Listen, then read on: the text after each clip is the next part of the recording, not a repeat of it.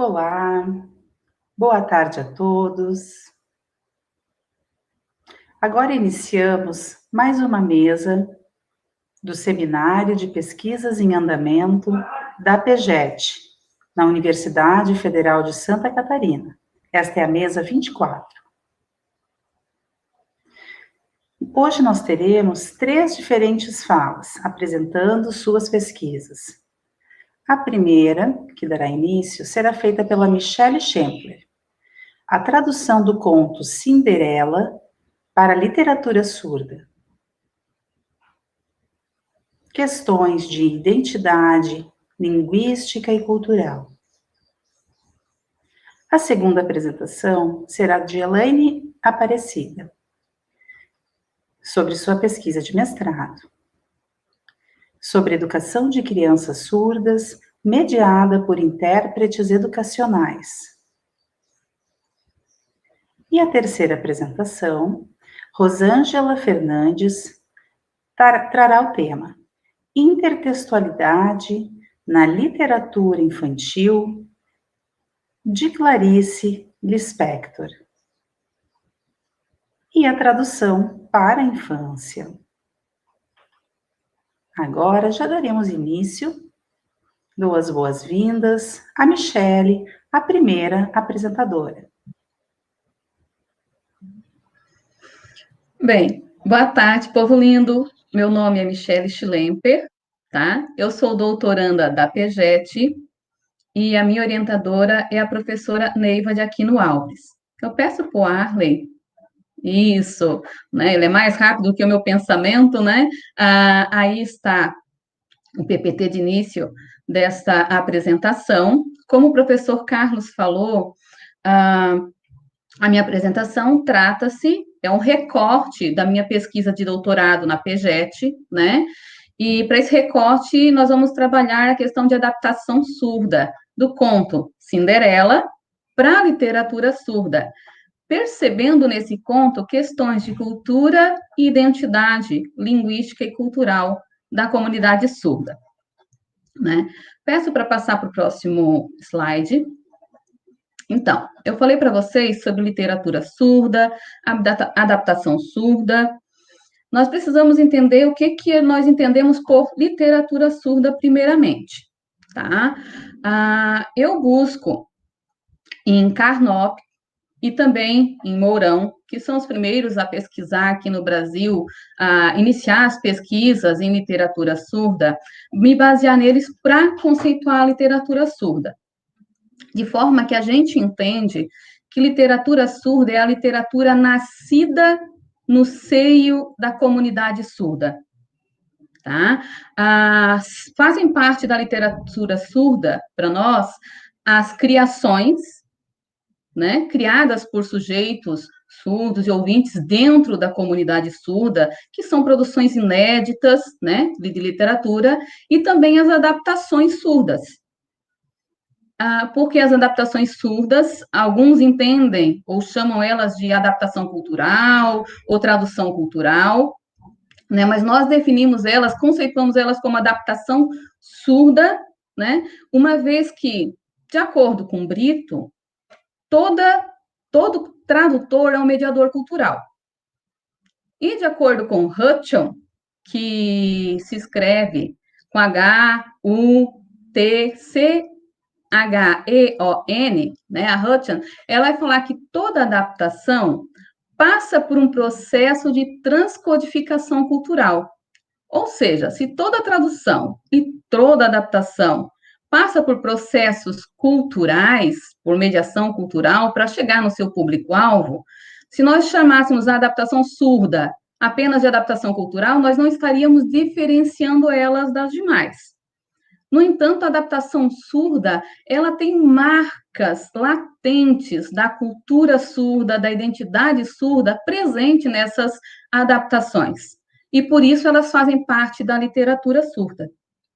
Diferente acontece com as traduções para Libras, né? As traduções para Libras, elas vão apresentar a língua de sinais, elas vão ser acessíveis ao público surdo, à comunidade surda, mas elas não trazem a identidade surda, elas não buscam o empoderamento do povo surdo por meio do uso da língua de sinais, né? Elas não trazem experiências de vida surdas.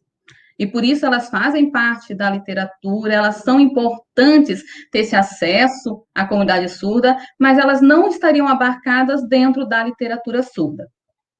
Eu apresento para vocês aqui algumas imagens de alguns livros de literatura surda infantil que tem disponíveis hoje, né? Como a Cinderela Surda, Rapunzel Surda, Feijãozinho Surdo.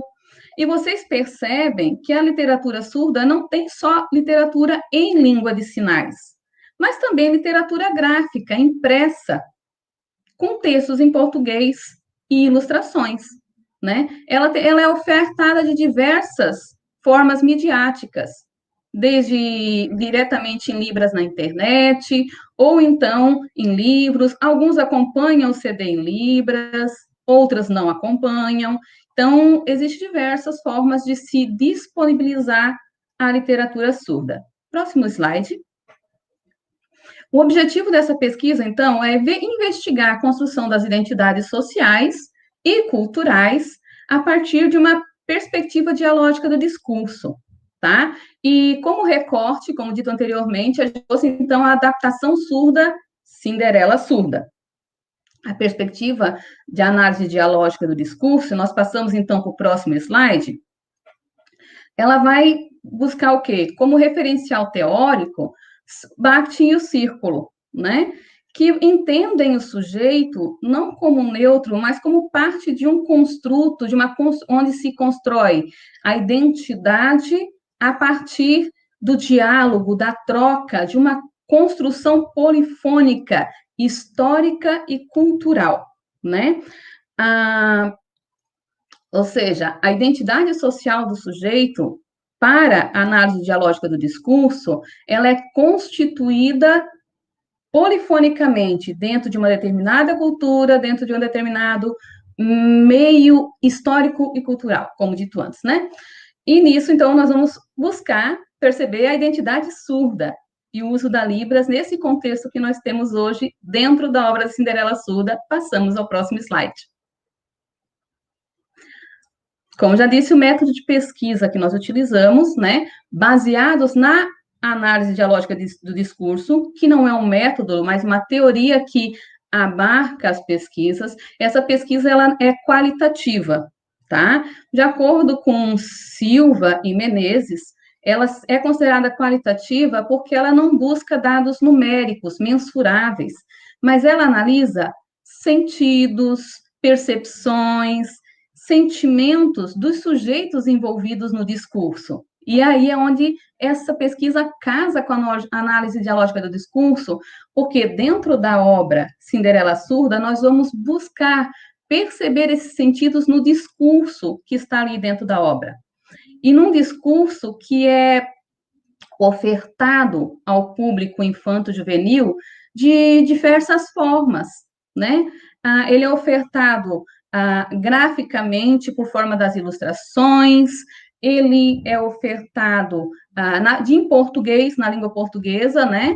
Escrita, e também em signwrite, porque o texto da Cinderela Surda também tem nele a escrita de sinais signwrite. Para essa pesquisa, a gente dividiu ela em 3 categorias para análise, né? Que seria, primeiramente, a gente analisou os autores da obra, como que eles inscrevem esse discurso deles.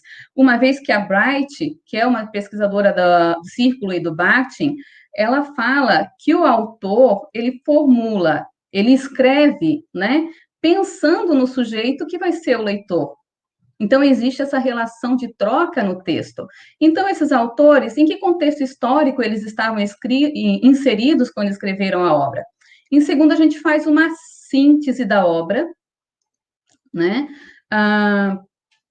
Do discurso que tem ali dentro, para quem não conhece também, comparando um pouquinho a Cinderela, que todos conhecem, dos irmãos Grimm, e a Cinderela Surda, que aparece agora nessa adaptação. Em terceiro lugar, então, a gente passa a analisar as linguagens que compõem a obra, né? Signwrite, português escrito e ilustração. Próximo slide. Bem, os autores aqui apresentados são a Carolina Hessel, de blusinha rosa, tá? A Lodenir Carnot, usando o azul, e o Fabiano Souto Rosa, de óculos e usando camisa verde ali do ladinho. Vocês podem perceber que nas camisas deles está grafado o sinal deles em Signwrite. Sinal? Que sinal é esse? Para quem não sabe, sinal é o nome de batismo surdo. É algo que marca a identidade desses três autores como ativos dentro da comunidade surda. Porque só quem recebe sinal é quem está vivenciando a comunidade surda, está ativo ali dentro. A Carol, a Caroline e o Fabiano são surdos do Rio Grande do Sul, sempre tiveram experiências na área de educação, com pesquisa em literatura. A Caroline Hessel, ela tem um site que ela apresenta tradução de histórias infantis, né? A Lodenir Carnot, ela é professora da Universidade Federal do Rio Grande do Sul, né? Ela orientou até a Carolina, na época, era orientadora da pós-graduação, e ela também continua até hoje, é uma pessoa de renome na área de literatura surda. E em 2003, então, no meio de pesquisa, no ambiente acadêmico, essas três pessoas criam a Cinderela Surda, informando que a Carolina Hessel, ela é a ilustradora do conto. Próximo slide. Então, uma síntese do conto. Para quem não sabe que diferenças culturais vai trazer, essa reescritura do clássico, né, da Cinderela lá dos irmãos Grimm, ela traz umas coisas muito diferenciadas. Como assim diferenciadas? Neste conto, a Cinderela e o príncipe são surdos, né? Ambos aprendem a língua de sinais. O príncipe vai aprender a língua de sinais formalmente, lá no castelo, com o padre Lepé ensinando ele. E daí, por que eu cito o padre Lepé? Porque Lepé é um personagem, um ícone na educação de surdos, um dos primeiros a divulgar a importância de que os surdos deveriam ser ensinados por meio do uso da língua de sinais e não oralmente, né? A Cinderela, por sua vez, ela vai aprender língua de sinais nas ruas de Paris. E se eu estiver indo muito rápido, a intérprete me chama atenção, porque eu me empolgo. Né? Vocês sabem que é nas ruas que a gente conversa, troca informação, sabe de fofoca. Na rua a gente se liberta mais fácil, na rua não se tem vergonha. Isso mostra o fato de a Cinderela aprender as línguas de sinais nas ruas de Paris mostra que ela não tinha vergonha da identidade surda dela. O presente diferencial que tem nessa história é que na Cinderela dos Irmãos Grimm, a Cinderela usa sapato, um sapatinho de cristal lindo, que sempre chama atenção para ele. Mas na Cinderela surda, o presente é um par de luvas rosas. Luvas que evidenciam as mãos. Por meio das mãos, vem a língua de sinais, a forma de expressar o discurso, de expressar os sentimentos e a percepção do povo surdo. E isso é muito latente nessa história. Outra observação é que as irmãs de Cinderela, mesmo, de certa forma, desprezando ela pelo ser surda, não se comunicando em língua de sinais, tendo problemas na comunicação, chega um momento da história que elas fingem que são surdas, em busca de benefício próprio, assim como as irmãs da outra Cinderela tentam experimentar o sapatinho, essas se fingem de surdas para experimentar a luva.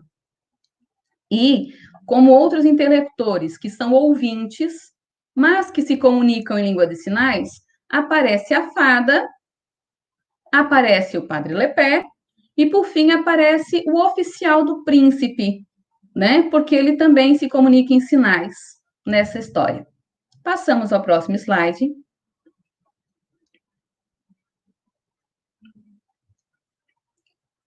Agora que vocês conhecem,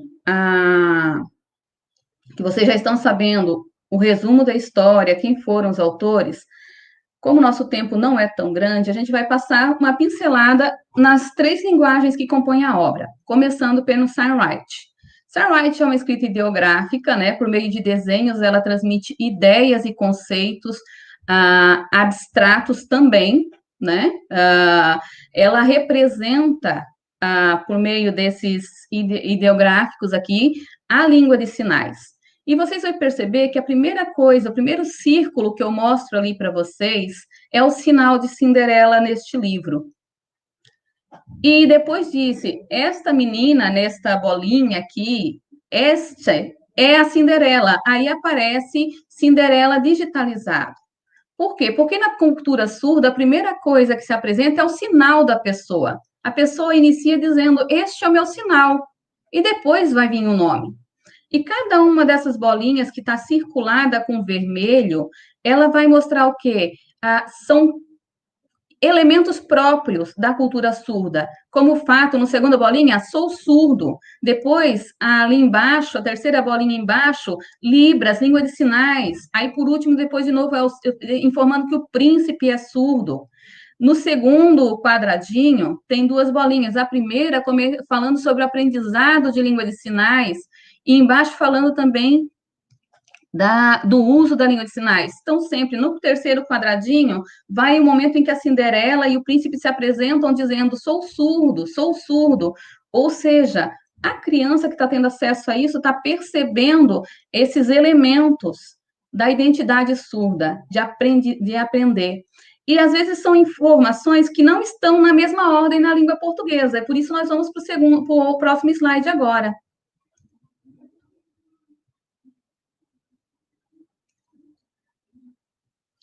Neste slide, que está a análise do português escrito, né, eu também circulei para vocês alguns elementos como vai na ordem do português, que aqui é a ordem escrita do português, que é diferente do Signwright, que acompanha a estrutura linguística da Libras, né? Aqui vai dizer, Cinderela e o príncipe são surdos. Ela já começa informando que os 2 personagens são surdos e que os 2 aprenderam a língua de sinais.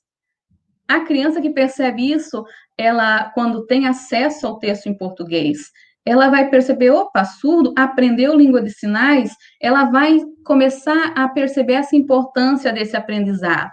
E mais tarde, o texto vai colocando várias nuances desses detalhes, onde vai falar, ó, que o príncipe, no segundo quadradinho, né, ele aprendeu a língua de sinais francesa, ou seja, não é a língua de sinais brasileira. Desculpa o óculos, é para me enxergar, eu tenho que às vezes fazer que nem a avó, Dona Benta aqui.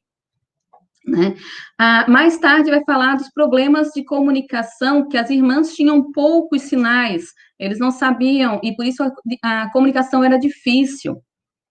O sujeito surdo, como a maioria de vocês sabem, a maior parte deles nasce em famílias ouvintes que não sabem língua de sinais.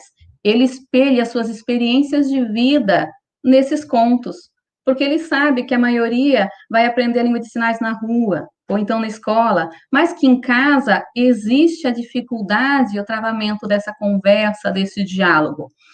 Né? Mais tarde, chamo novamente a atenção o quadradinho embaixo, onde diz que no baile, a Cinderela vai se apresentar para os príncipes, ela diz, sou surda. E ele, faceiro da vida, já vai dizendo, eu também sou surdo. E aí eles começam a cantar. Ou seja, dentro da comunidade surda, isso é super importante. Tu não diz, eu sou a Michele, esse é o meu trabalho, eu sou pedagoga, eu sou...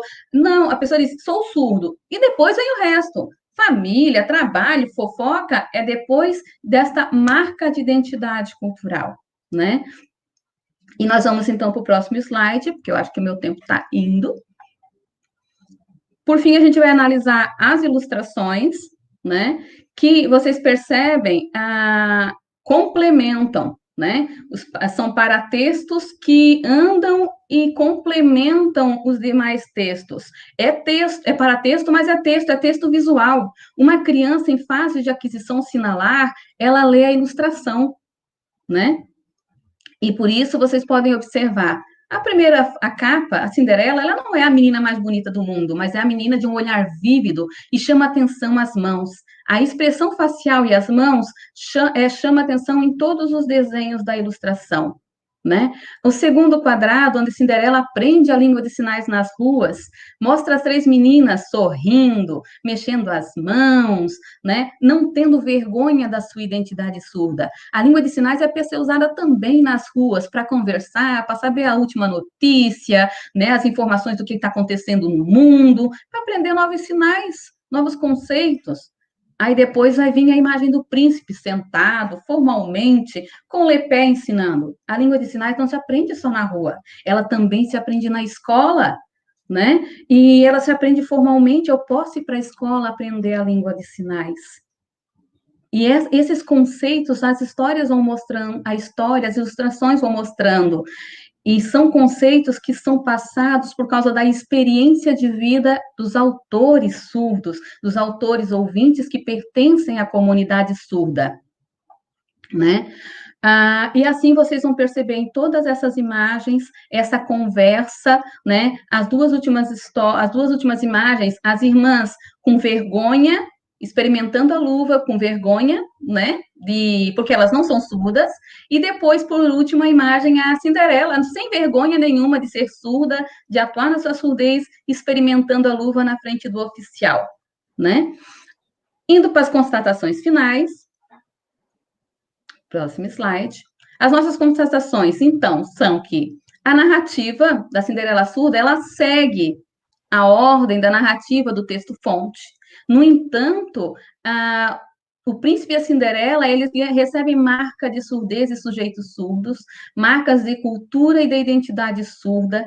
Por meio da história, a gente percebe as vivências e as experiências de vidas surdas, né? Em todo o seu conjunto de linguagens, a escrita, a pictórica, a visual, ela apresenta essas representações ligadas à ideia de que a vida plena, a felicidade e o pertencimento a uma comunidade, o sujeito surdo consegue quando ele usa a língua de sinais.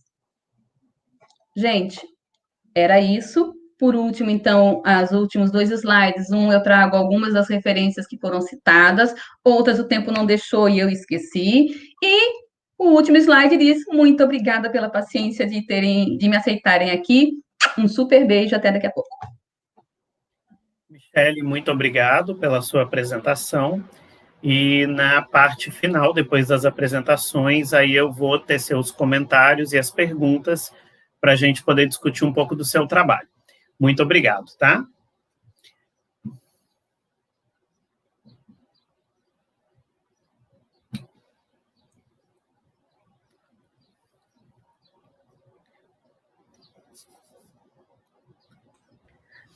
Agora, de imediato, chamo a apresentadora Elaine para a sua fala. Certo.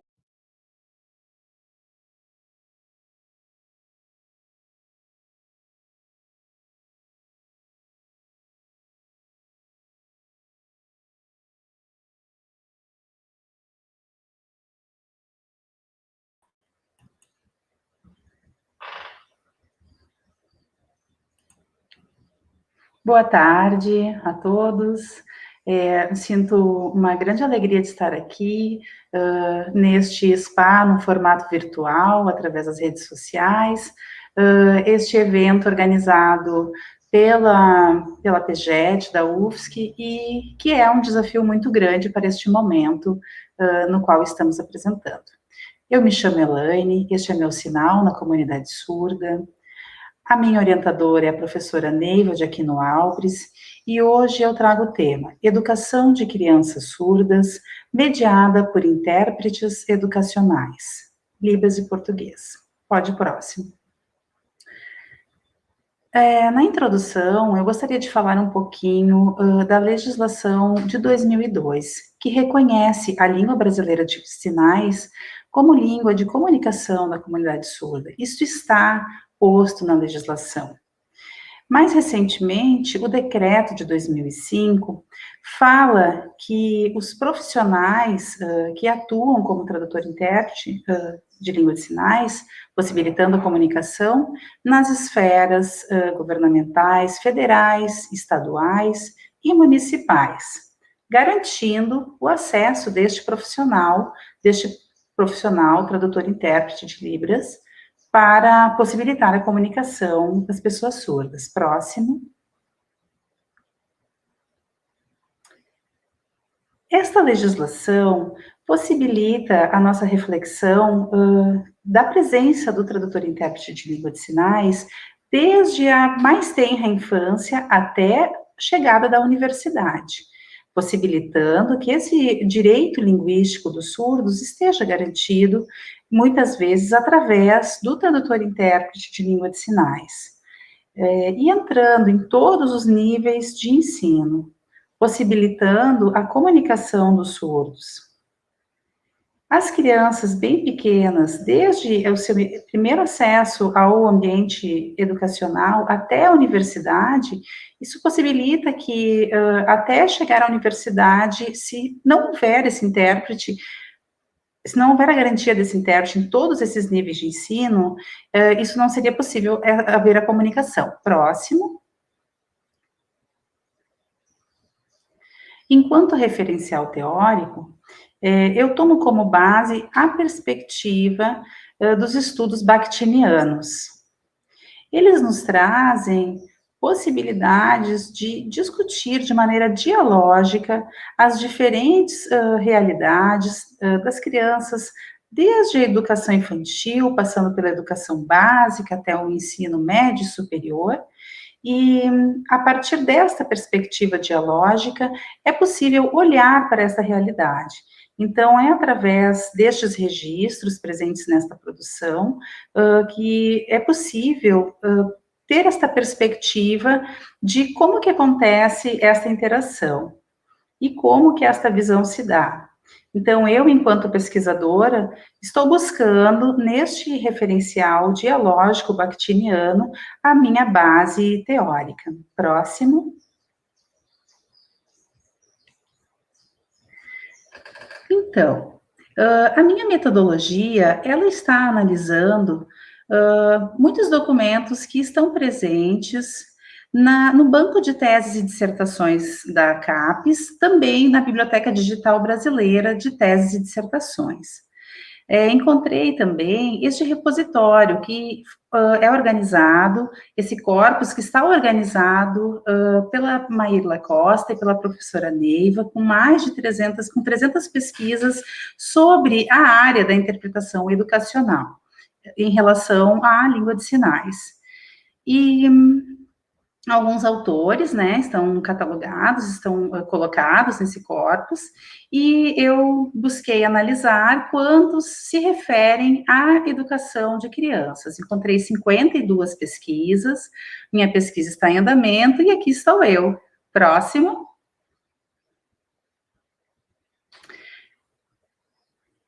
Há uma variação nesse quantitativo, né, dentro deste recorte, onde 49 teses e dissertações falam sobre crianças da educação básica e apenas 3 de crianças surdas na educação infantil em relação à intérprete educacional.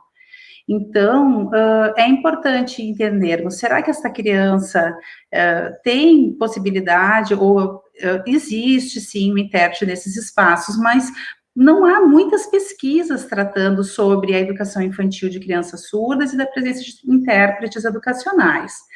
Então, é importante verificar isso. Em relação à educação básica, séries iniciais, ensino médio, tem mais produção.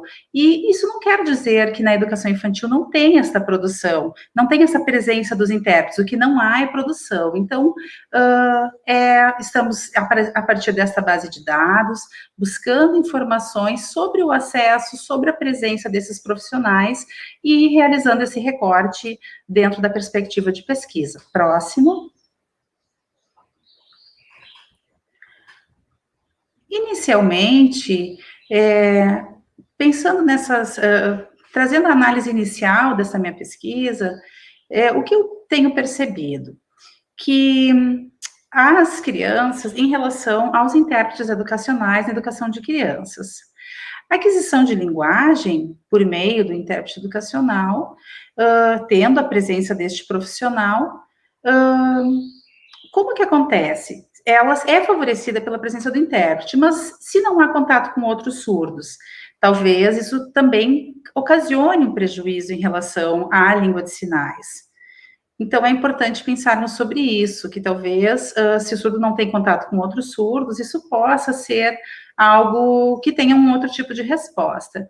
Então, a presença do intérprete, de qualquer maneira, ela também é importante quando ela está presente nesse contexto. Em relação à aprendizagem, se percebe que o que essas pesquisas demonstram, né? Ou o que elas trazem? Será que elas mostram que há um aprendizado tardio? Será que a presença do tradutor-intérprete educacional é importante neste contexto de atendimento de alunos surdos? E o intérprete educacional, ele pode ser um dos profissionais extremamente importantes que favorece, que estimula esse desenvolvimento da criança e aprendizagem no ambiente escolar. Então, este profissional, através dele, do profissional tradutor-intérprete, que possibilita a comunicação com a criança surda, é possível começarmos a perceber, né, e comparar, então, por exemplo, desde o ingresso da criança, bem pequena, até a chegada na universidade. Como que esse processo se constitui? Próximo.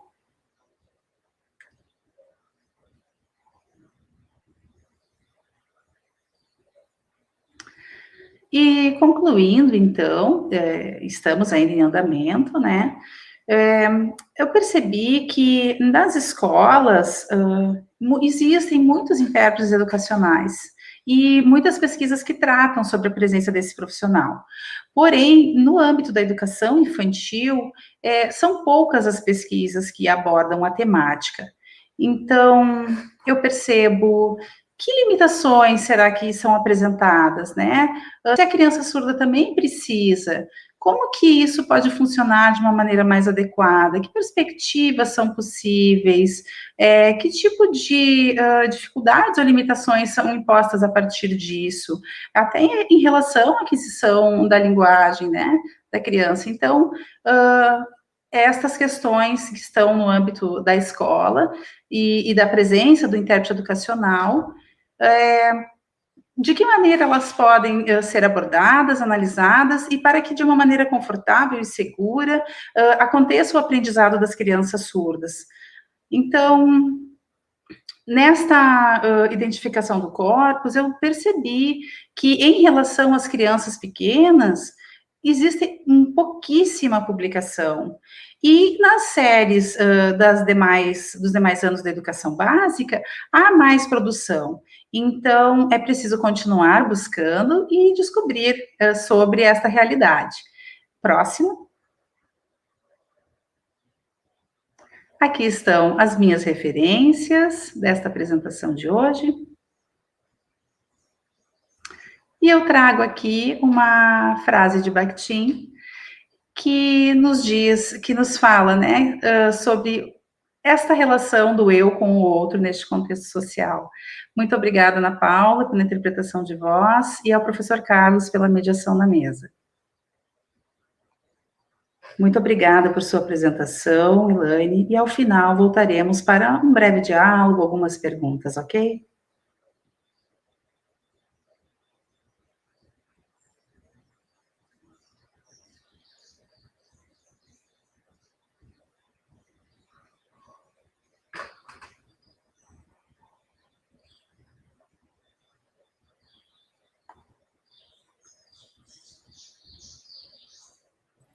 Agora vamos dar prosseguimento ao nosso seminário. E aí eu quero convidar, né, a Rosângela Eleutério, que vai estar aqui com a gente agora, e vai estar apresentando para a gente a sua pesquisa. Uma boa apresentação, Rosângela.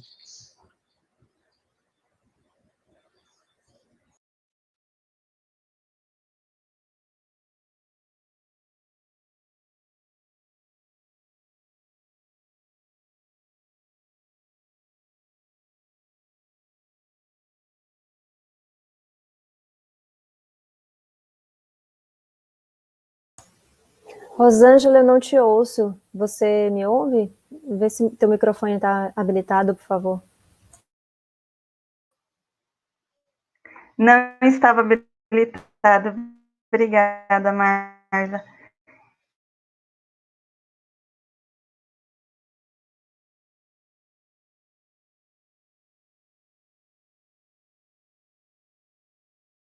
E a intertextualidade na literatura infantil de Clarice Lispector e a tradução para a infância. Essa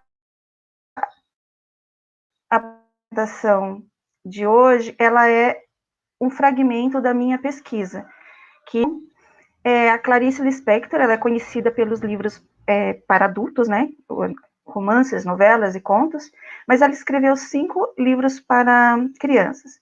Então, o que eu trouxe aqui na imagem é O Mistério do Coelho Pensante, A Mulher que Matou os Peixes, A Vida Íntima de Laura, Quase de Verdade e 12 Lendas Brasileiras. E pode passar o slide, por favor? Esses livros que ilustram a apresentação são as últimas edições que foram feitas pela editora Rocco. Então, temos também livros que a Clarice adaptou. Então, ela, em sua carreira de escritora, ela traduziu e adaptou vários livros da literatura estrangeira, sobretudo da língua inglesa. Pode ir passando.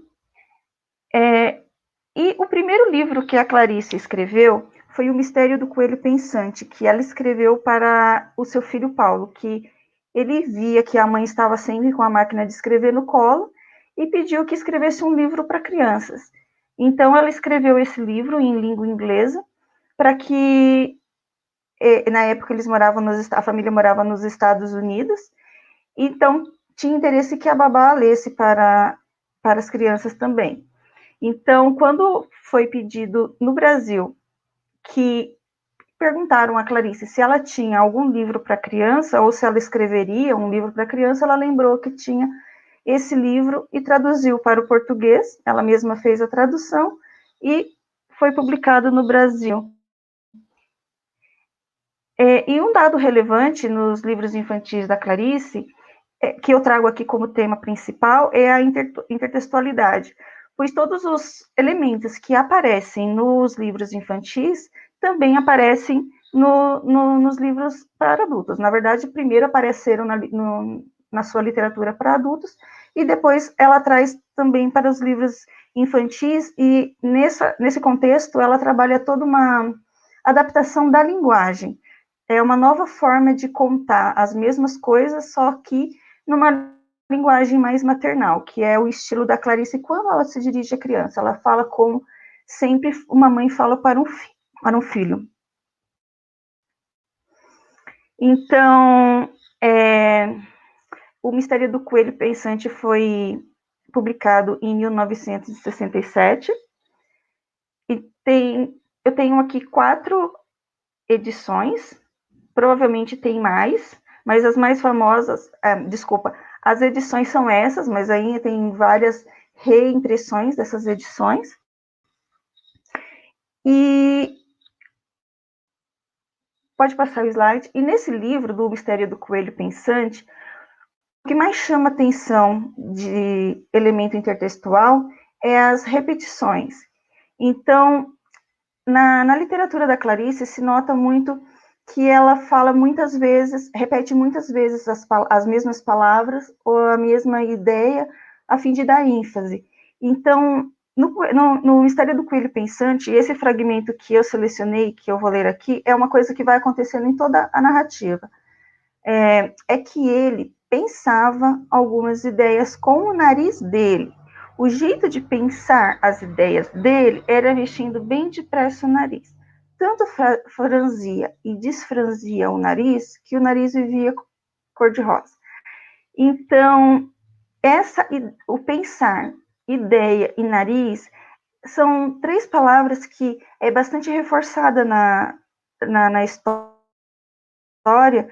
a fim de deixar bem claro que o coelho, ele não pensa com a cabeça, ele pensa com o nariz, que é um jeito peculiar dos coelhos pensarem, né? E ele é um livro que tem uma...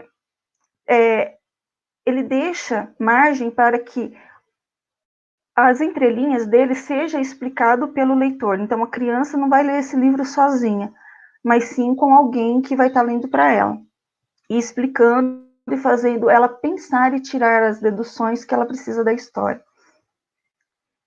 Então, pode passar o slide. O próximo livro, que foi em 1968, é A Mulher que Matou os Peixes. Então, aqui também eu trago 4 edições mais populares. A última, que foi publicada pela editora Rocco, a penúltima também.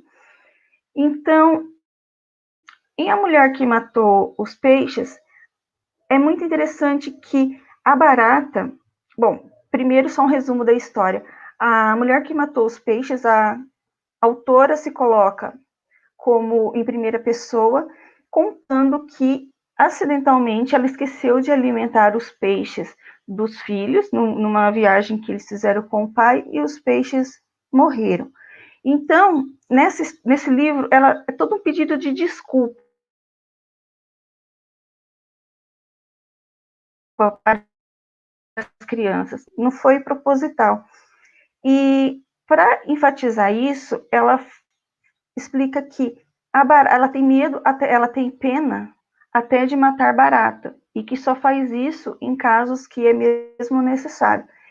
E ela tem então a barata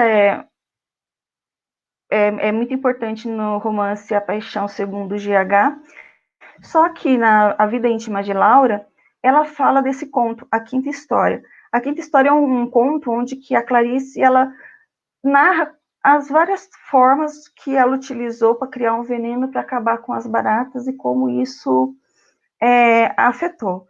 Então, ela, na Vida Íntima de Laura, ela fala, na Mulher que Matou os Peixes, ela usa muito esse exemplo e reforça muito a questão da barata e que nenhum ser, por menor que seja, ele deve ser maltratado. Então, pode passar para o próximo slide. Aí, o terceiro livro, que é A Vida Íntima de Laura, que é de 1974, também nesse padrão de mostrar as edições, né, que teve. Esse A Vida Íntima de Laura, ele é um pouco mais filosófico. Não digo talvez um pouco mais ou um pouco menos, acho que isso vai também da interpretação que o leitor dá, claro. Mas no livro, o ovo é um elemento muito simbólico também na literatura da Clarice, que ela usa para explicar e exemplificar muitas situações da vida, seja da inocência, seja da origem da vida, seja em vários sentidos ela coloca, tanto nos romances quanto nos contos.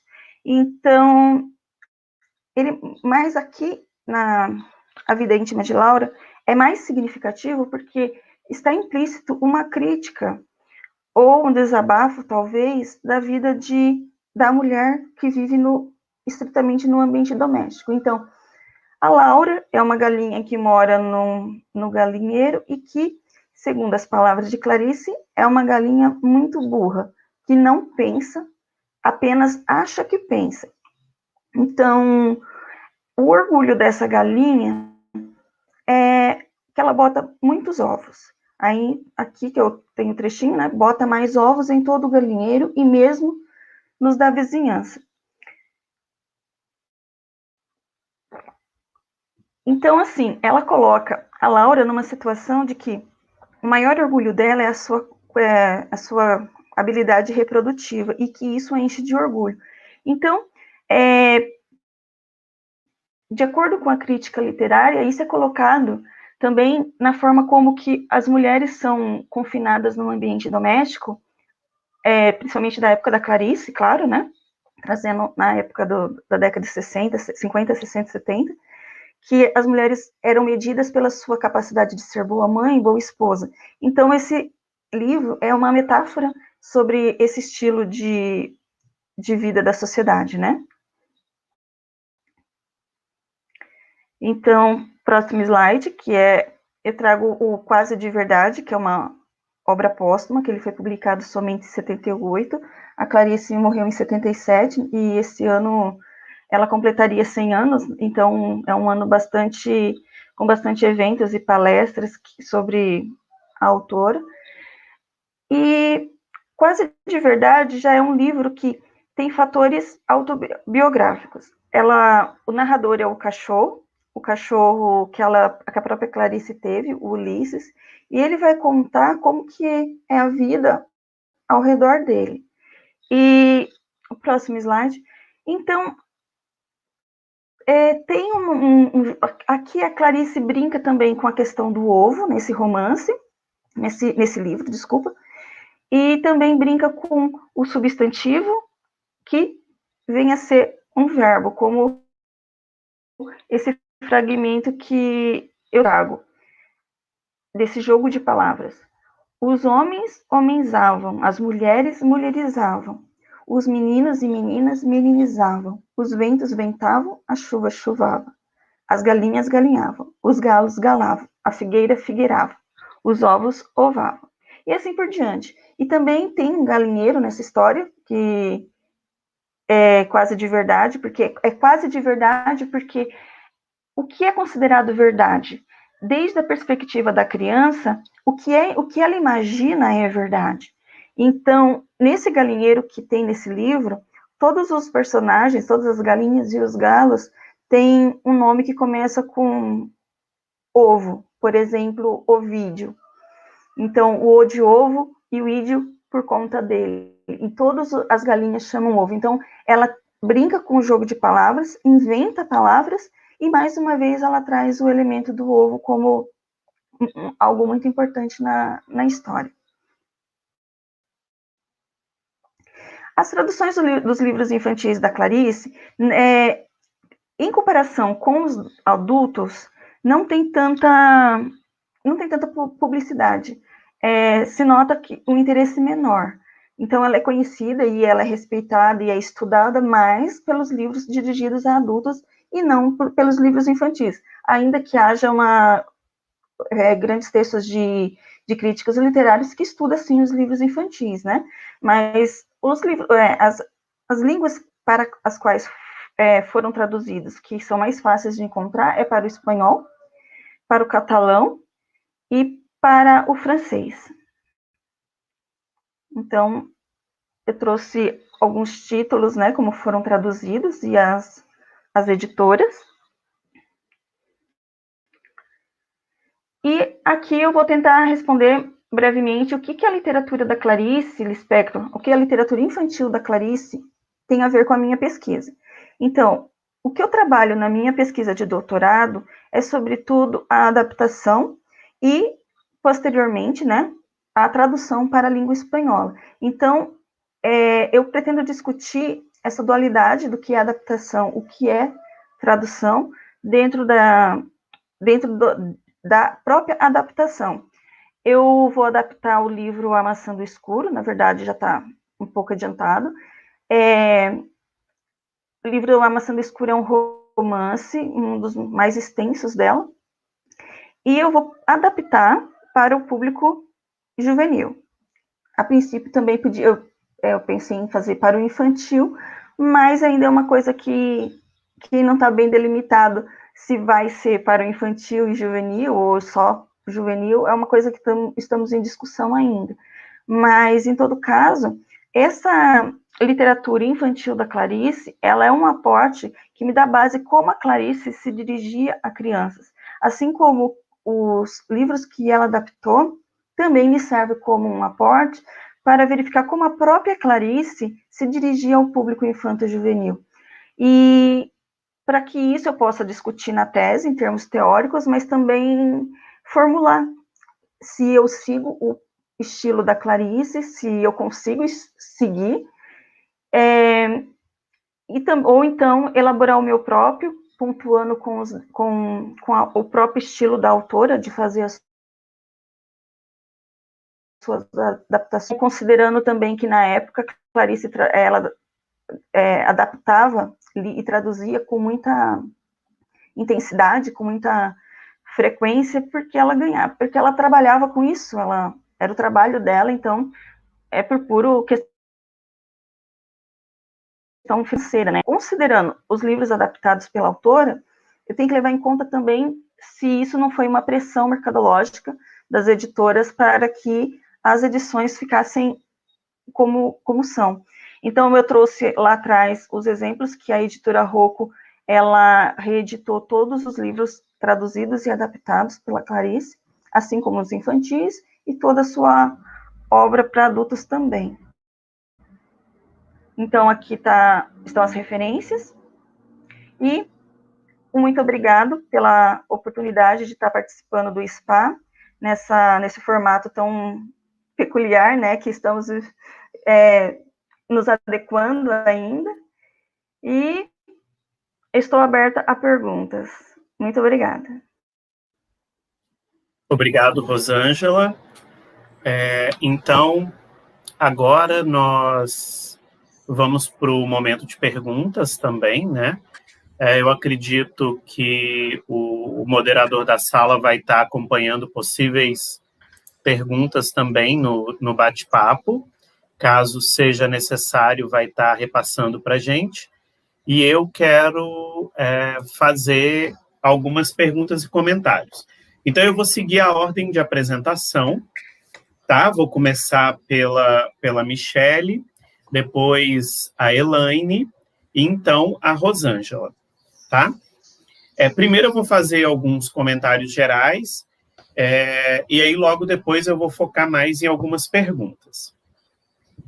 Michele, eu acho a sua temática extremamente interessante, né, relevante, principalmente essa discussão de questões de identidade, tanto linguística e cultural da comunidade surda. Eu fiquei com algumas perguntas para te fazer, tá? Primeiro, que eu sei que a apresentação de hoje é um recorte da sua pesquisa, mas eu quero entender melhor a sua proposta. Por quê? Na sua apresentação, você acaba falando da análise, né, até o seu título é tradução do conto, e aí eu fiquei pensando, que tradução você está se referindo, né, se é a tradução enquanto produto ou enquanto processo. Eu imagino que produto, porque você está trabalhando com material finalizado, enquanto um artefato cultural, por exemplo.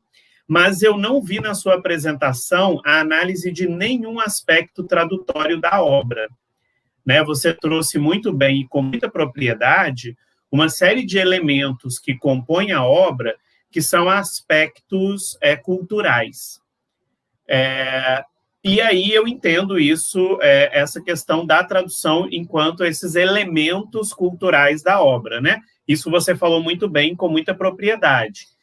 O sapato que vira de cristal, que vira a luva, né? As personagens que são surdos. Então, esse tipo de aspecto cultural e identitário ficou muito bem apresentado. Mas eu fiquei questionando se você vai fazer alguma análise da tradução em si, enquanto um texto-fonte escrito pelos irmãos Grimm, por exemplo, e o texto-alvo, esse livro produzido ali, que usa as imagens, o signwriting, ou seja, você vai fazer algum contraste de elementos especificamente linguísticos desse processo tradutor, da tradução em si, porque já que você não vai analisar o processo, e aí fiquei pensando exatamente na reformulação interlinguística, porque eu acho que no caminho da transmutação, dessa questão intersemiótica, você está indo bem, né? E da questão da adaptação cultural também você está indo muito bem. Mas eu fiquei pensando, e a reformulação interlinguística? Ela vai aparecer no seu trabalho? Então, eu queria ouvir um pouco sobre isso. E aí, depois eu tenho uma outra questão. Ativa seu microfone, Michele. Apareceu o desenho ali que estava mudo. Vou tentar te responder. Quando eu falei que ele é um recorte da pesquisa, ele realmente é um recorte do recorte do recorte. Por quê? Porque a pesquisa do doutorado, ela vai buscar analisar as marcas de cultura e identidade, as marcas culturais, ideológicas, linguísticas presentes na literatura surda. Tá? Ela está em construto, está bem maior. Lá no meio dessa história, no meio da pesquisa, a gente vai trabalhar a questão das adaptações e vai falar sobre isso. Então, no meio da pesquisa, eu acabo trabalhando e começo a delinear a questão do que seria literatura, afirmar o que é literatura surda, porque ainda existem autores que escrevem que literatura surda é literatura em Libras, ou que qualquer literatura em Libras é literatura surda, ou delinear o que é adaptação surda, porque a maior parte dos materiais vai trazer como tradução cultural, e daí por isso que aparece no título, no momento, apareceu tradução da Cinderela. Deveria ter sido a adaptação para a Cinderela, né? Porque ela é considerada uma adaptação surda. Então, a gente vai delineando esses, e eu peguei esse recorte e trouxe para trabalhar hoje neste tema. Né? Na pesquisa, nós vamos pegar a pesquisa em si, o projeto do doutorado em si, ele vai fazer todo esse apanhado do que seriam marcas culturais, ideológicos, linguísticas, questões de cultura, identidade presentes na literatura surda, e nós vamos pegar, então, um texto que já foi pré-escolhido, de um trabalho de um autor, de um surdo, um trabalho literário, e vamos traduzi-lo em grupo focal reflexivo, uma vez que a gente trabalha com a análise dialógica do discurso, vai se propor possíveis traduções. Então, a gente vai buscar perceber, pelo grupo focal reflexivo, os discursos desses sujeitos para as escolhas tradutórias que eles vão fazer, vão propor no momento de traduzir da Libras para o português, porque são processos de escolhas tradutórias para trazer estes elementos nesse texto. A Cinderela Surda foi um dos textos que a gente escolheu, então, para trabalhar hoje, para trazer um pouquinho do que a gente está delineando no projeto. Eu te respondi? Respondeu, mas aí eu vou fazer outras perguntinhas que já tinha planejado. A primeira pergunta é essa questão que você cita aí novamente, de adaptação surda, tá? Porque eu não sei se você está chamando autoria surda de adaptação surda. Por que eu digo isso? Porque quando a gente usa essa ideia de uma fundamentação surda ou de uma autoria surda, quer dizer que o autor que produz ou o tradutor é surdo. E aí a obra que você traz como exemplo hoje no recorte, ela é uma obra escrita por ouvintes e adaptado por uma equipe formada por 2 surdos e um ouvinte. E aí minha questão é, se há um ouvinte na equipe, é adaptação surda? Porque a autoria já não é surda mais, porque a equipe tem pessoas que não são surdas. Então essa é uma questão para você pensar e até para dizer... Então, se você me disser que adaptação surda é autoria surda, eu vou te perguntar, então, em quais categorias essas obras que trabalham com equipe de tradutor, ouvinte e surdo se encaixariam, tá? Então, essa é a outra pergunta, e depois eu tenho mais uma. Isso, eu gosto de responder por partes, porque eu esqueço o que vem anteriormente. Na minha percepção, a adaptação surda, nós estamos procurando delinear esse conceito para substituir o conceito de adaptação cultural ou tradução cultural. Porque quando o Mourão vai trazer a primeira vez o texto de literatura surda, o que faz parte, ele vai trazer a adaptação cultural, a Strobel vai trazer a adaptação cultural, depois lá pelas tantas, se eu não me engano, Ararazul, alguém usa tradução cultural. E quando nós estamos estudando a Hutchell, na teoria da adaptação, ela vai dizer que toda adaptação envolve cultura. Então, estamos delineando como adaptação surda a adaptação para a cultura surda. Não necessariamente tenha que ser surdo. Por quê?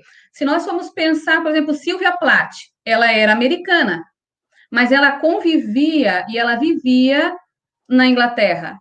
As obras da Silvia Plath são consideradas obras inglesas, é da literatura inglesa. Um ouvinte envolvido na comunidade surda, membro ativo da comunidade surda, que convive, experiencia também as vivências da vida surda, né? Ele pode colocar na literatura, ele pode fazer adaptações de obras já reconhecidas para a cultura surda. Então, é isso que nós estamos chamando de adaptação surda, é isso que nós entendemos também por literatura surda. No nosso entendimento, a literatura surda ela não é feita só por surdo, porque senão nós estaríamos dizendo que um português, não poderia, em Angola, por exemplo, existem várias discussões, mas o fulano não é de literatura africana porque ele é português, tá, mas ele é português, mas ele se mudou, ele convive, a literatura dele é uma literatura africana, considerada. Então, no nosso entendimento, sujeitos ouvintes, só que não é qualquer sujeito ouvinte, tem que ser sujeito ouvinte pertencente à comunidade surda, né? E que na literatura traduzida ou adaptada tem essas marcas que nós estamos procurando agora conceituar como marcas marcas culturais ideológico-linguísticas, essas marcas presentes na literatura. Te respondi?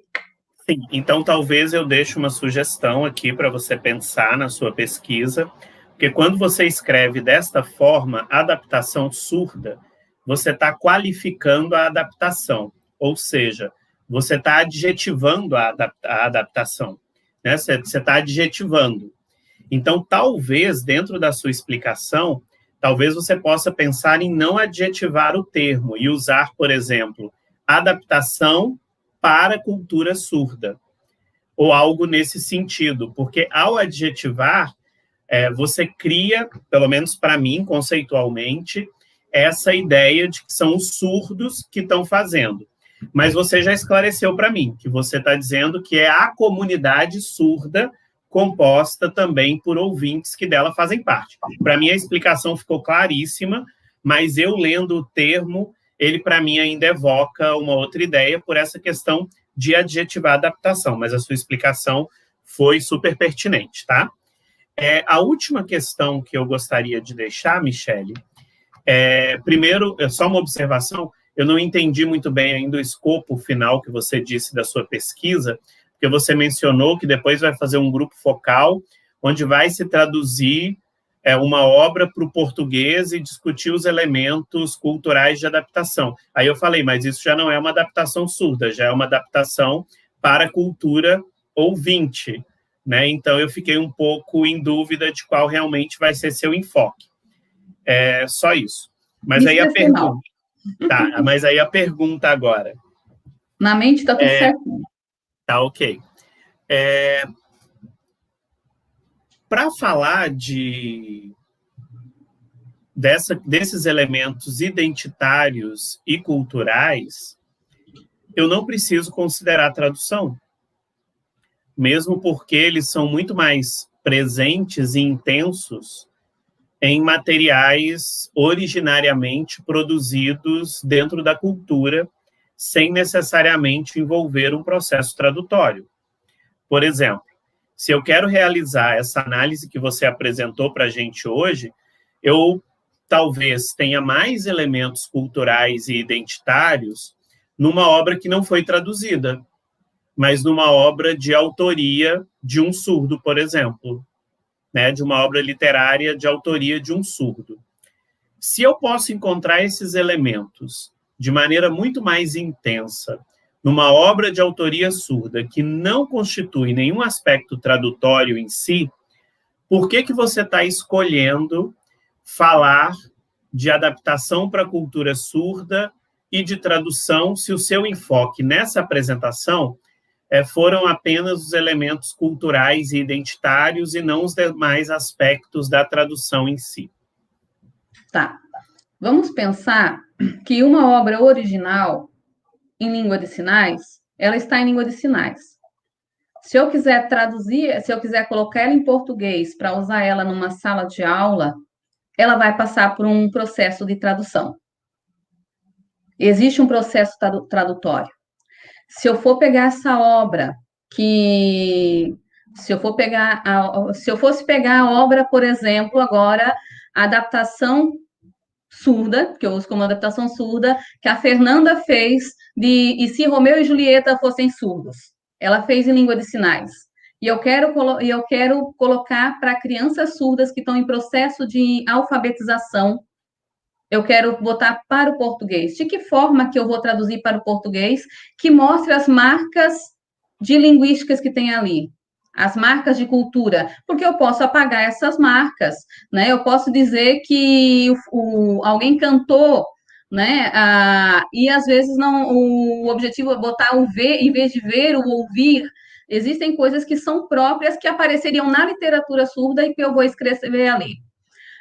Um exemplo, por exemplo, quando eu peguei uma história do Patinho Surdo e eu fui contar para as pessoas e ela gritou em sinais, né? No momento que se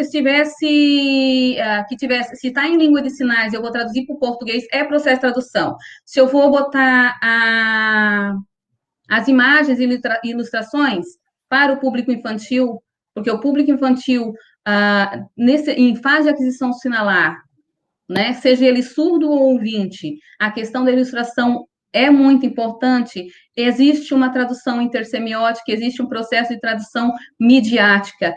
As obras em língua de sinais, elas envolvem processos de tradução o tempo todo. Aí vai da questão intersemiótica que a gente trabalha, midiática, que está se construindo nesse processo. Nem tudo a gente falou aqui, como eu disse, foi só um pequeno recorte e o tempo não permitia falar muita coisa. Então, eu entendo que sim, mesmo que tu pegue uma obra original, eu vou pegar essa obra original e vou dizer, olha, é para público infantil, a não ser que esse próprio sujeito surdo, seja ele que fez todo o processo, normalmente ela vai passar por processo de tradução. Obrigado, Michele.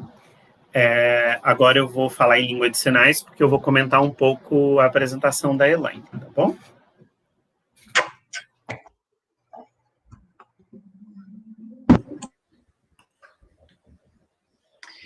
Eu achei bastante interessante a sua pesquisa, o seu foco de pesquisa, de como as crianças da educação infantil, educação básica, vivenciam a presença do intérprete educacional. E a gente tem muito mais pesquisas voltadas ao público da educação, do ensino fundamental, médio e da própria graduação, em referência às crianças menores. Então, aparentemente, nesse enfoque mais pedagógico, contato com a língua, desenvolvimento. Então, aparentemente isso é algo próprio do professor e não tanto do intérprete. Então, é interessante você trazer esta perspectiva para a sua pesquisa em relação à importância do trabalho do intérprete. Então, você colocou que vai pesquisar teses, dissertações, que já estão contabilizadas, né? São 52 dentro dessa perspectiva, achei muito legal.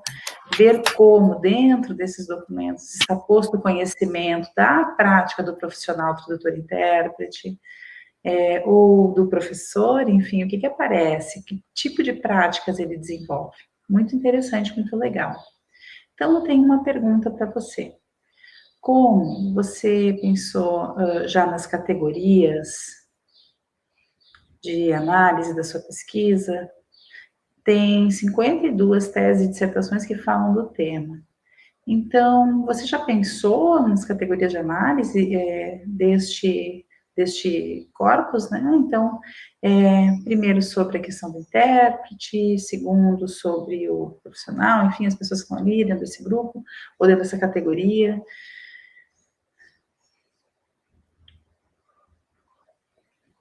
Eu gostaria de saber se você fala em sua pesquisa também sobre a responsabilidade do professor bilíngue, porque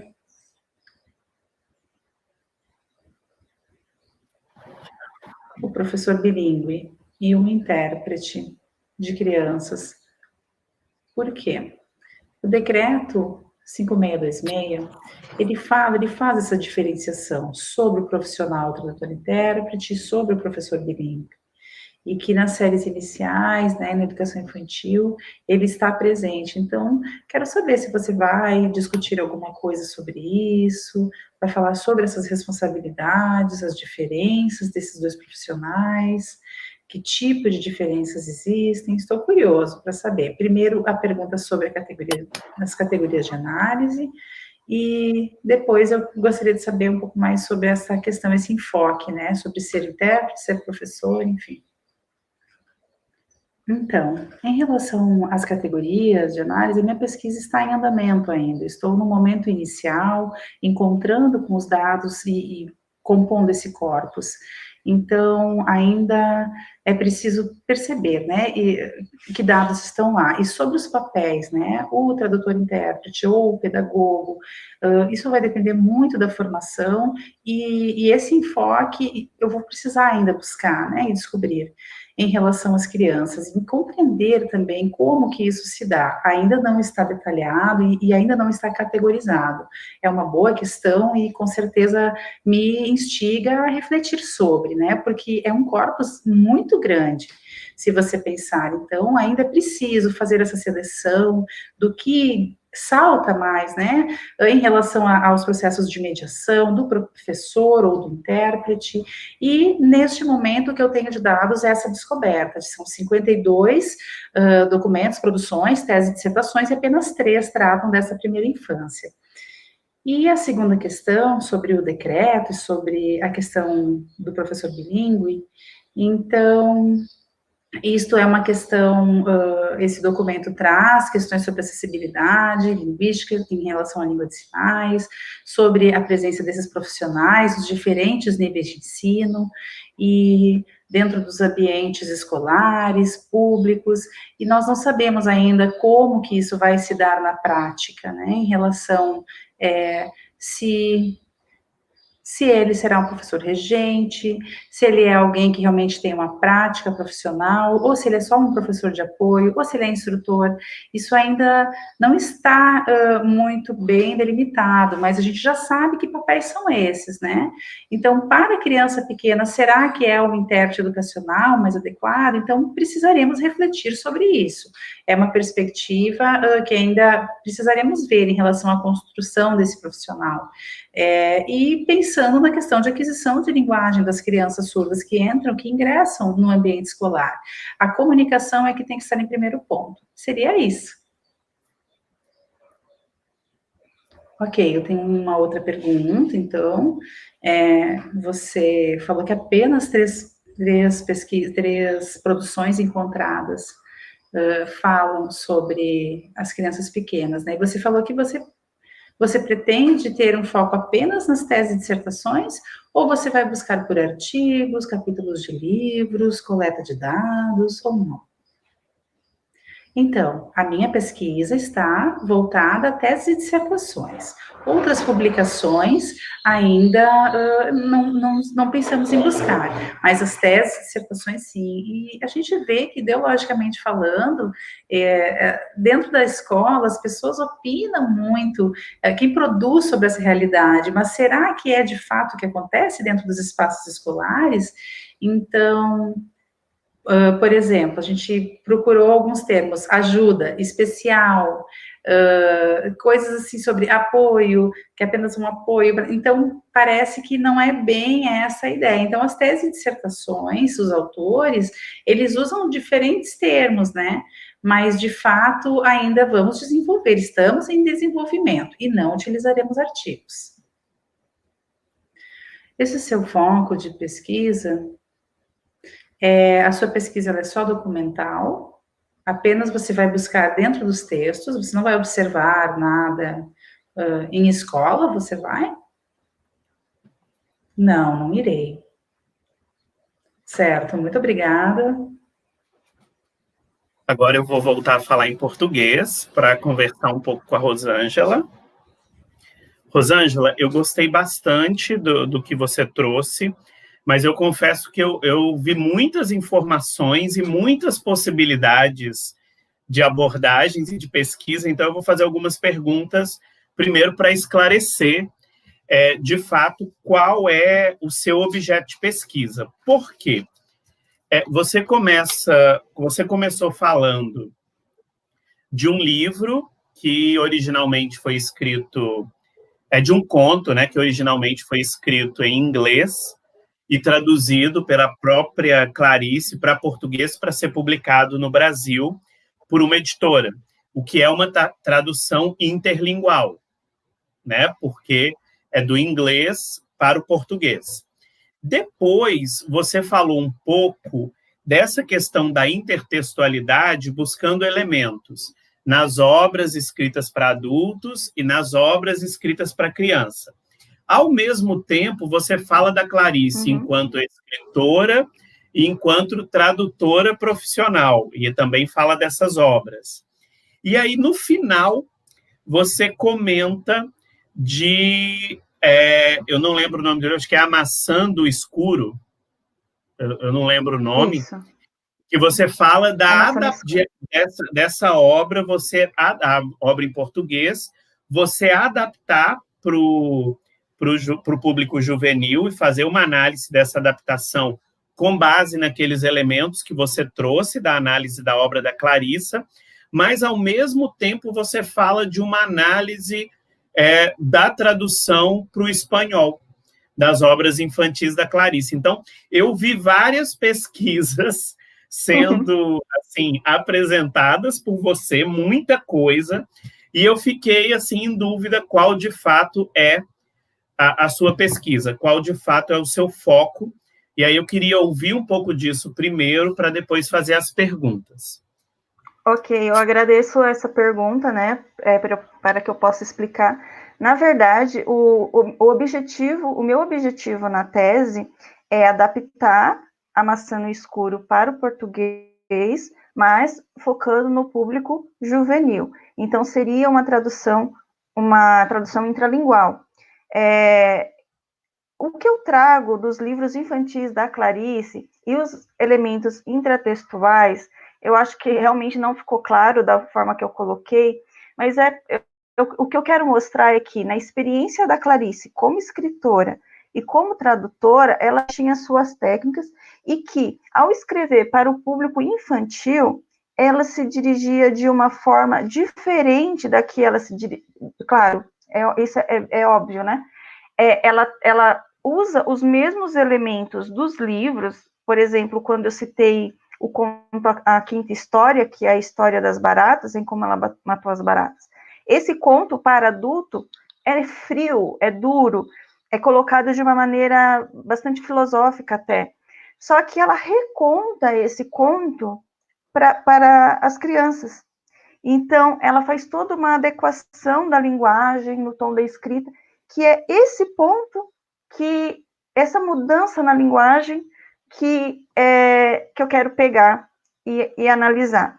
Então, voltando no primeiro livro, do Mistério do Coelho Pensante, que foi escrito originalmente em inglês, é porque, segundo a própria Clarice em entrevistas, ela dizia que ela não tinha interesse em escrever para crianças, que ela escreveu em inglês, e que, por acaso, quando ela já, escritora reconhecida, perguntaram se ela tinha um livro para crianças, ela lembrou daquele livro e traduziu para o português para publicar, mas sem pretensões. Então, é esse fio condutor, pegar... talvez eu já tenha esquecido o seu comentário do começo, mas o fio condutor é esse, usar a experiência da própria Clarice como escritora, como adaptadora e tradutora, refletir sobre os seus processos, porque tem bastante material. A vantagem de pesquisar Clarice oferece vantagens e desvantagens. A vantagem é que tem muita coisa escrita e muitas fontes para pesquisar, e a desvantagem é exatamente a mesma, né? Que a gente se perde com tanto material e com tanta coisa. Mas ainda o meu desafio maior é fazer uma boa adaptação que eu possa discutir, a partir da minha adaptação, as adaptações da Clarice. Não sei se respondi. Mais ou Respondeu. menos. A minha pergunta, então, vai ser: e onde que vai entrar a tradução interlingual do espanhol? Porque, para mim, ela parece ser outra pesquisa. Sim, é. Na verdade, é uma pretensão de fazer o primeiro passo de trabalhar esse texto em português. E como eu já, no mestrado, eu já trabalhei crítica da tradução dos livros da Clarice publicado para o espanhol, eu pretendo traduzir essa adaptação depois de pronta e estabelecer uma discussão, mas eu confesso aqui que talvez eu não dê conta. Então, a tradução intralingual é o meu primeiro projeto e foco. Suponhamos que dê muito certo, que estamos aí para isso, para fazer dar certo, né? Estabelecer também uma discussão paralela sobre a tradução interlingual. Minha sugestão, assim, minha visão externa deixa para o seu pós-doc trabalhar com o espanhol, tá? Dedica Provavelmente agora vai às ser isso. discussões da tradução intralingual, mesmo porque eu acredito que é uma área que merece mais discussões, que merece mais aprofundamentos, e o fato de você ter essa disponibilidade de analisar as obras, o corpo de obras da autora, e ver, inclusive, as estratégias que ela mesma utiliza, eu acho que vai te dar uma boa discussão, aí bons elementos para poder aprofundar nessa perspectiva, né, aí dessa tradução intralingual e adaptação da maçã no escuro, sem ter que pensar aí em nenhum aspecto de tradução interlingual. Eu acho, deixa isso para o seu pós-doc, que vai ser um sucesso maior, assim, que aí você vai poder aprofundar mais nisso e trabalhar mais coisas. A minha curiosidade, agora, que é a outra pergunta, é que você falasse para mim a sua ideia, né? O que você entende como a intertextualidade intralingual da Clarice, aí eu estou falando da interlingual, porque a gente fala muito de intertextualidade em obras de maneira geral, tanto do diálogo que as obras têm, como uma obra dialoga com a outra, como os elementos se intercalam. Então, eu queria que você falasse para mim o seu conceito de intertextualidade, com qual você trabalha e como você vê isso nas obras da Clarice, e depois o que você está chamando de tradução para a infância, se isso é um conceito que você está usando ou não. Na verdade, vou começar por isso de tradução para a infância, que também é uma pergunta que tem me intrigado, porque quem vai decidir se a tradução é apropriada para a criança ou não é o próprio leitor. Então, ao ter o contato com o meu texto, o leitor vai decidir se aquilo é bom para ele ou não. E quando eu coloquei esse título para a infância, eu estava tendo em mente essa coisa da Clarice de adequar a linguagem. Mas como eu já começo a não mudar a história, mas mudar como se conta essa história, adequar a linguagem do mesmo texto. Mas, como eu já comecei a adaptar, eu ainda estou nas fases iniciais, eu percebi que não tem tanta, que se pensar bem, não tem tanta diferença assim. Talvez, sei lá, tornar, não sei, eu tentei em alguns casos simplificar alguma coisa, algum conceito ou alguma ideia da Clarice que estava muito complexa, mas mesmo assim eu achei que não tem muita mudança a se fazer nesse quesito, porque simplificar, inclusive essa palavra simplificar, não tratar o leitor como igual, é menosprezar talvez o leitor, achar que ele não é capaz de entender. Então, esse processo de adaptar para a infância, se é para criança de 8, 9 anos, ou se é para um adolescente de 13, 14, é ainda uma coisa que eu estou delimitando à medida que eu vou adaptando nas fases. Então, eu quero chegar no produto parcialmente final, assim, mais moldado, para poder definir se isso vai ser mesmo para a infância ou se será uma adaptação apenas. Uhum. Como tem um livro de Edgar Allan Poe que foi adaptado, Os Crimes da Rua Morgue, que está o título do livro, está adaptado por Clarice Lispector e não tem classificação de idade ali. Então, pode ser para o leitor de qualquer idade, né? E, enfim. E a outra pergunta do que é intertextualidade, o que eu entendo por isso, né? Então, em toda a obra da Clarice, como de qualquer autor literário, ou da maioria dos autores literários, tem umas temáticas como a forma de tratar a filosofia existencialista, né, o questionamento, o fluxo de consciência, essas coisas que tornam a epifania, esses elementos que tornam a Clarice popular no Brasil e que é discutido em todos os textos, praticamente, que se fala da autora, quando eu trouxe os livros para crianças, eu quis mostrar que quando traz um livro para a criança, ela não muda o seu estilo. Ela não vai mudar daquilo. Então, para mim é muito forte, por exemplo, a vida íntima de Laura, como que ela critica a vida doméstica de uma forma metafórica, usando a falta de inteligência da galinha. Inclusive, numa parte do meu texto, eu citei uma citação direta, a Laura era uma galinha burra. Aí a minha orientadora ainda falou, você não pode usar essa palavra. Eu sei que eu não posso. A Clarice usava essa palavra, né? Então, talvez ela não tivesse nenhuma linguagem tão politicamente correta a se dirigir às crianças, a chamar a galinha de burra. Mas, enfim, que, para mim, as duas coisas, tanto a infantil como a adulta, elas se misturam, dialogam e se complementam. Então, quando eu trouxe intertextualidade, eu foquei nessa questão. Ok, muito obrigado pelas suas respostas, Rosângela. Vou deixar uma questão para você pensar no seu trabalho, que é tradução intralingual não é em si intertextualidade? Só para você levar essa pergunta aí para suas reflexões. Se uma maneira de definir a tradução intralingual não seria a intertextualidade que ela carrega em si, que não é dissociável dela. Tá bom? Pessoal, quero agradecer a todos pela participação.